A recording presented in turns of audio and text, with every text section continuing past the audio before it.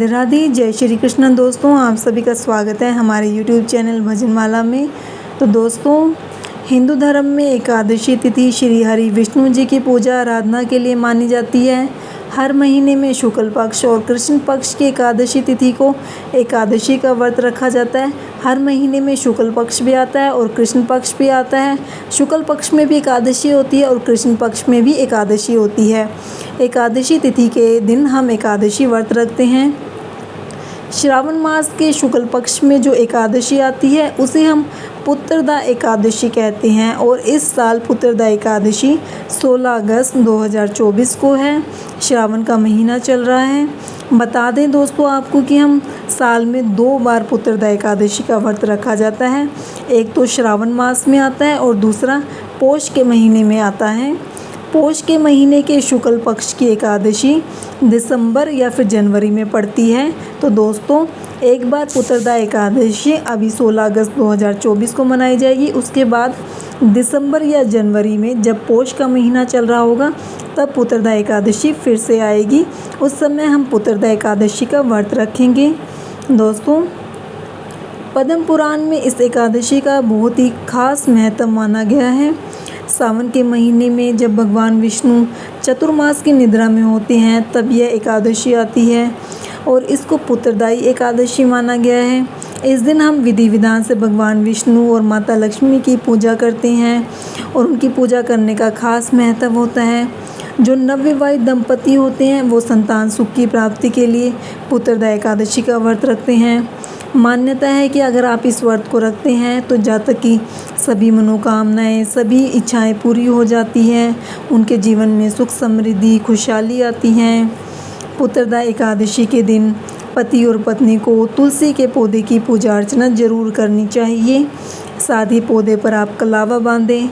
इससे आपको वैवाहिक जीवन में सुख शांति की कामना करें और आपको वैवाहिक जीवन में बहुत सारी खुशियाँ मिलती है। आपके जीवन में खुशियों का आगमन होता है। तो तुलसी के पौधे की पूजा अर्चना जरूर करनी चाहिए। भगवान विष्णु की कृपा से आपको आपकी सभी मनोकामनाएं पूर्ण होती हैं। मान्यता है कि इस दिन जो महिलाएं पुत्र पाना चाहती है अगर व्रत रखती है तो उन्हें पुत्र रत्न की प्राप्ति होती है। चलिए आइए जानते हैं हम पुत्रदा एकादशी व्रत का क्या महत्व है, इसका शुभ मुहूर्त क्या रहेगा। दोस्तों, पुत्रदा एकादशी का शुभ मुहूर्त कुछ इस प्रकार से है। सावन के महीने के शुक्ल पक्ष की एकादशी तिथि का आरंभ 15 अगस्त को सुबह 10:26 पर होगा और अगले दिन 16 अगस्त को सुबह 9:39 पर इसका समापन हो जाएगा। तो ऐसे में उदय तिथि के अनुसार 16 अगस्त को पुत्रदा एकादशी मनाई जाएगी। दोस्तों, पुत्रदा एकादशी पारण का मुहूर्त 17 अगस्त 2024 को सुबह 5:51 से 8:05 तक रहेगा। वर्ष पुत्रदा एकादशी के व्रत पर कई शुभ योग भी बन रहे हैं तो जो इससे और भी खास बना देता है। जैसे कि पुत्रदा एकादशी पर प्रीति योग रहेगा जिसमें लक्ष्मी नारायण की अगर आप पूजा करते हैं तो ये बहुत ही उत्तम होगा आपके लिए। इस योग में दोपहर 1:12 तक आप पूजा कर सकते हैं। एकादशी व्रत की पूजा विधि कुछ इस प्रकार से रहेगी। दोस्तों, आपको पुत्रदा एकादशी का व्रत किस तरह से करना है। आपको सुबह सबसे पहले जल्दी उठकर स्नान कीजिए। घर के मंदिर में दीप प्रज्वलित कीजिए। भगवान विष्णु का गंगा जल से अभिषेक करें। कुमकुम, हल्दी, पीला चंदन, अक्षत, मोली, पीले फूल, क्योंकि ये भगवान विष्णु को बहुत ही प्रिय रंग हैं तो इन सभी से आप भगवान विष्णु की पूजा करें। उसके बाद आप पीले वस्त्र, केला, तुलसी दल, आंवला, नारियल, मिठाई ये सभी अर्पित कर सकते हैं। अगर संभव हो तो आप इस दिन व्रत जरूर रखें, भगवान की आरती करें और उनको भोग लगाएं। इस पावन दिन पे अगर भगवान विष्णु के साथ माता लक्ष्मी की भी आप पूजा करते हैं तो आपको सुख शांति की मनोकामना, आपकी सभी इच्छाएं पूरी होती हैं। आपके जीवन में सुख समृद्धि आती हैं। इस दिन आप भगवान का अधिक से अधिक ध्यान करें। दोस्तों, एकादशी व्रत का बहुत ही ज़्यादा महत्व है।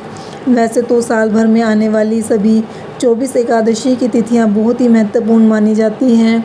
सभी के सभी 24 एकादशियों का बहुत ज़्यादा महत्व है, लेकिन माताओं के लिए सावन के महीने में जो पुत्रदा एकादशी आती है तो ये व्रत बहुत ही खास होता है उनके लिए। इस दिन महिलाएं दिन भर व्रत रखकर भगवान विष्णु और माता लक्ष्मी की पूजा करती हैं। हिंदू धर्म की मान्यता के अनुसार एकादशी व्रत रखने से सभी तरह के पापों से मुक्ति मिल जाती है, व्यक्ति की सभी इच्छाएं पूरी होती है, उसके जीवन में सुख समृद्धि आती है। मान्यता है कि व्रत अगर आप करते हैं तो आपको संतान सुख मिलता है। एकादशी का व्रत रखने से मृत्यु के बाद मोक्ष की भी प्राप्ति होती है। तो दोस्तों, ये थी हमारी आज की वीडियो। आपको हमारी आज की वीडियो कैसी लगी कमेंट में बताइएगा, और भी ऐसी वीडियोस के लिए हमारे चैनल को सब्सक्राइब करना ना भूलें। धन्यवाद।